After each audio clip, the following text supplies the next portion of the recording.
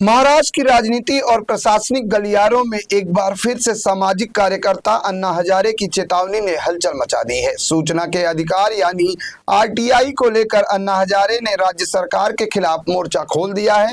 उन्होंने साफ शब्दों में कहा है कि अगर महाराष्ट्र सरकार आरटीआई नियमों में किए गए नए बदलाव को वापस नहीं लिया तो वो 5 जुलाई से अहमदनगर जिले के रालेगंज सिद्धि में अनिश्चितकालीन भूख हड़ताल पर बैठेंगे। अन्ना हजारे ने मुख्यमंत्री देवेंद्र फडणवीस को पत्र लिखकर अपनी कड़ी आपत्ति दर्ज कराई है। हजारे ने अपने पत्र में कहा कि महाराष्ट्र सरकार द्वारा 12 जून को लागू किए गए महाराष्ट्र सूचना का अधिकार नियम 2026 आरटीआई कानून की मूल भावनाओं के खिलाफ है।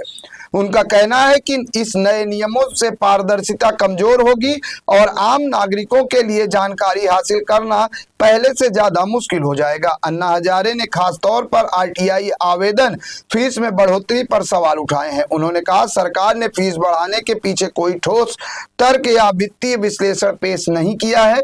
हजारे ने स्पष्ट किया कि आरटीआई कानून का उद्देश्य सरकार के लिए राजस्व जुटाना नहीं बल्कि जनता को सूचना का अधिकार देना है। उन्होंने ये भी मांग की है कि फीस बढ़ाई जाती है तो जानकारी देने में लापरवाही बरतने वाले अधिकारियों पर लगने वाला जुर्माना भी बढ़ाया जाना चाहिए। इसके अलावा नए नियमों में आरटीआई आवेदन के साथ पहचान पत्र देना अनिवार्य किए जाने पर भी हजारे ने कड़ा विरोध जताया है। गौरतलब है कि अन्ना हजारे लंबे समय से पारदर्शिता, जवाबदेही और भ्रष्टाचार विरोधी अभियानों का चेहरा रहे हैं। आरटीआई आंदोलन को मजबूत बनाने में भी उनकी महत्वपूर्ण भूमिका रही है। ऐसे में उनकी ओर से भूख हड़ताल की घोषणा ने इस मुद्दे को राजनीतिक और सामाजिक दोनों स्तरों पर चर्चा का विषय बना दिया है। अब सभी की निगाहें महाराष्ट्र सरकार के अगले कदम पर टिकी हैं। क्या सरकार अन्ना हजारे की आपत्तियों पर विचार करते हुए नए नियमों में बदलाव करेगी या फिर यह विवाद और गहराएगा?